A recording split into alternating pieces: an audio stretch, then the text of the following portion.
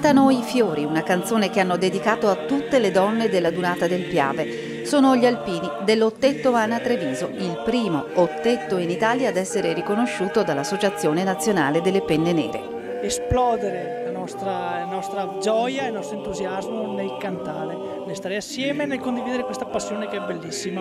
Poi abbiamo culminato questo percorso diventando Ottetto Ana e possiamo cantare con i cappelli sulla testa.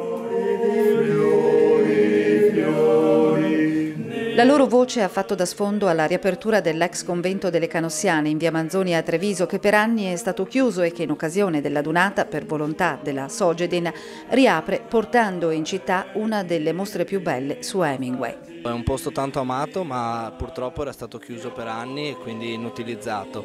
Mi sembrava l'occasione giusta per riaprirlo, per dargli una nuova vita e per spostare quindi questa mostra dove gli utenti potessero vederla.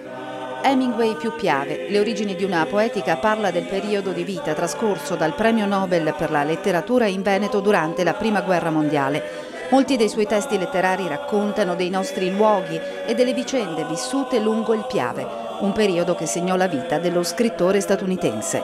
Resta sostanzialmente per 6 mesi in Italia. Questi 6 mesi li passa in gran parte a Milano e per la maggior parte, per la sua parte operativa, in Veneto. Questa esperienza l'ha segnato per tutta la sua vita, tanto è vero che ne parla continuamente, non solo nei libri di guerra come Addio alle armi, ma anche nei racconti. La letteratura con la musica e l'artigianato. Da giovedì 11 fino a domenica 14 sarà possibile visitare anche la mostra delle fisarmoniche di Francesca Gallo, unica donna in Europa a costruire le fedeli compagne di musica degli alpini, e la mostra mercato di giovani artigiani trevigiani, categoria, come ha detto il sindaco Manildo, molto simile, per spirito di sacrificio, ai nostri alpini.